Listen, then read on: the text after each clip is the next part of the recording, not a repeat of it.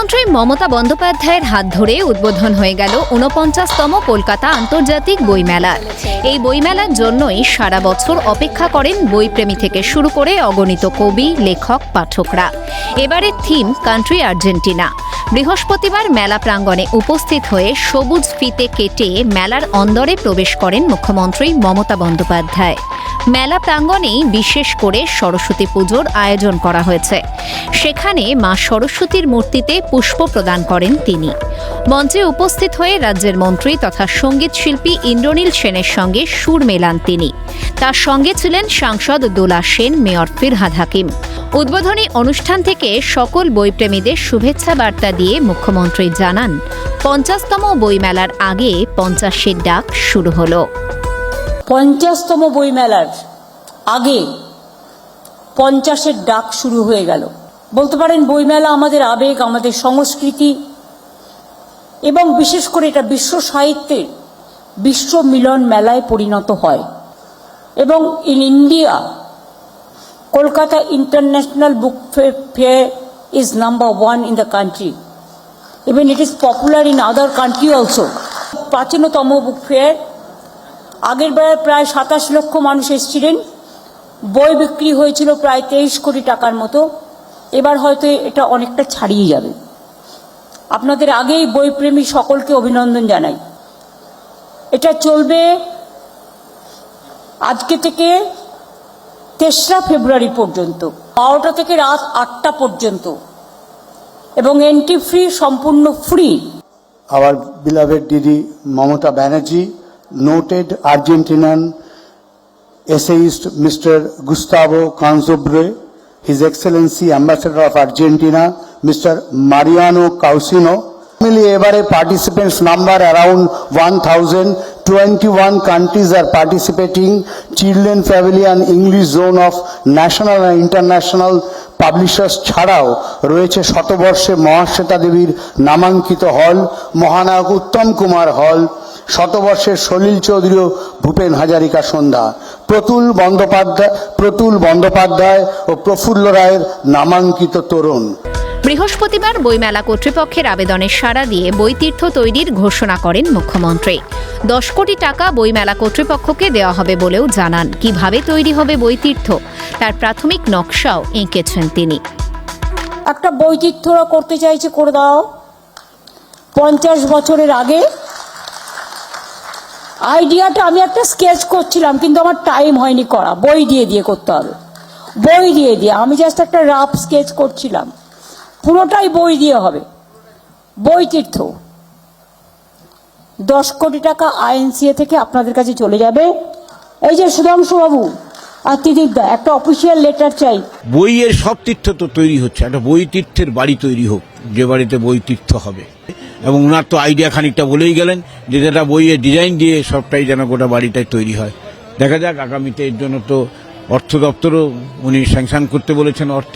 মুখ্যমন্ত্রীর ঘোষণায় স্বাভাবিকভাবে বেজায় খুশি বইমেলা কর্তৃপক্ষ থেকে শুরু করে বইপ্রেমীরা। রাজ্যের প্রশাসনিক প্রধান ছাড়াও ব্যক্তি মমতা বন্দ্যোপাধ্যায় বহুমুখী প্রতিভার অধিকারী। বিশেষত তার সৃজনশীলতায় রয়েছে চমক। কবিতা, প্রবন্ধ লেখা, গান লেখা, সুর করা, ছবি আঁকার মতো কাজ তিনি সারা বছরই করে থাকেন। দুর্গাপুজোর সময়ও একাধিক উদ্যোক্তার অনুরোধে পুজোর গান লিখেছিলেন মুখ্যমন্ত্রী। কালী পুজোতেও তার একটি গান প্রকাশ পেয়েছিল। ভ্রাতৃদ্বিতীয়ার শুভেচ্ছাও জানিয়েছিলেন নিজের লেখা গানে। ক্রিসমাস এবং বর্ষ শেষেও গানে গানে শুভেচ্ছা জানান রাজ্যবাসীকে। এবার বইমেলাতেও বের হচ্ছে তার বই। এসআইআর আবহে মানুষের হয়রানি ও কষ্টকে কবিতার সংকলনে নিজের কলমের ছোঁয়া দিলেন মুখ্যমন্ত্রী মমতা বন্দ্যোপাধ্যায়। আরও 5টি নতুন বই প্রকাশিত হল ৪৯তম আন্তর্জাতিক কলকাতা বইমেলার সাংস্কৃতিক মঞ্চ থেকে। ২৬টা কবিতা আমি হেলিতে যেতে যেতে দুদিনে লিখে দিয়েছি, ২-৩ দিনের মধ্যে। ওটাও স্যার হিসেবে বেরোবে। এবার সংখ্যাটা ১৬২ হবে। টান হতে চলেছে। The big moment we all are eagerly waiting for has finally arrived মাননীয় মুখ্যমন্ত্রীর হাতে। পাচ্ছি নতুন একটি বই, সুমন্ত বোস। খুব ভালো ব্যাপার, অসম্ভব ভালো ব্যাপার। ২৬-এ ২৬, সুতরাং মানে ১০০-১০০, ১০-এ ১০। 26-26 খুবই ভালো। মুখ্যমন্ত্রীর আজকে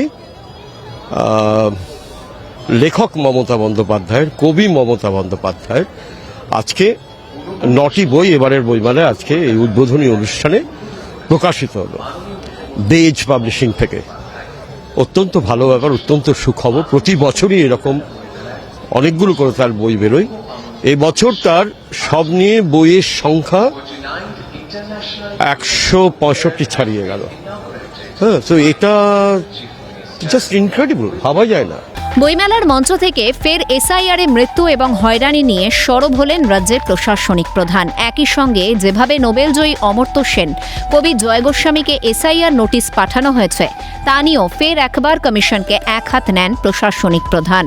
পাশাপাশি এই ইস্যুতে সবাইকে একজোট হয়ে প্রতিবাদ করার কথাও বলেন তিনি।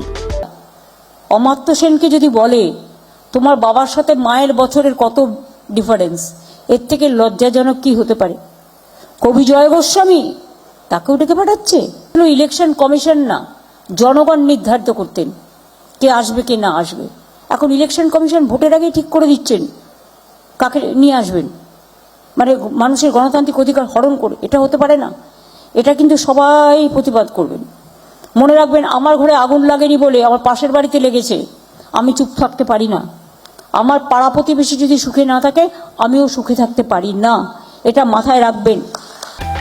সল্টলেকের করুণাময়ীতে অবস্থিত সেন্ট্রাল পার্ক মেলা কমপ্লেক্সে 49তম আন্তর্জাতিক কলকাতা বইমেলায় কলকাতা পুলিশ প্যাভিলিয়নের উদ্বোধনেও অংশ নেন মুখ্যমন্ত্রী। কলকাতার আন্তর্জাতিক এই বইমেলা পৃথিবীর প্রাচীনতম। প্রতিবার তা বিশ্ব মিলন মেলায় পরিণত হয়। এবছর থাকছে 1100টি বুক স্টল। প্রতিদিনই দুপুর 12টা থেকে রাত 8টা পর্যন্ত থাকবে নানা সাংস্কৃতিক অনুষ্ঠান, বিশিষ্ট ব্যক্তিদের নিয়ে চর্চা। বৃহস্পতিবার ঘণ্টা বাজিয়ে মেলার শুভ উদ্বোধন করেন মুখ্যমন্ত্রী মমতা বন্দ্যোপাধ্যায়। ছিলেন গিল্ডের সাধারণ সম্পাদক, সভাপতি সহ অন্যান্যরা। আশা করা হচ্ছে আগামী 3রা ফেব্রুয়ারি পর্যন্ত জমজমাট থাকবে সেন্ট্রাল পার্কের বইমেলা প্রাঙ্গণ। ক্যামেরায় অপূর্ব দেবনাথের সঙ্গে খালিদ জামাল ও রাজা সাহার রিপোর্ট, ক্যালকাটা নিউজ।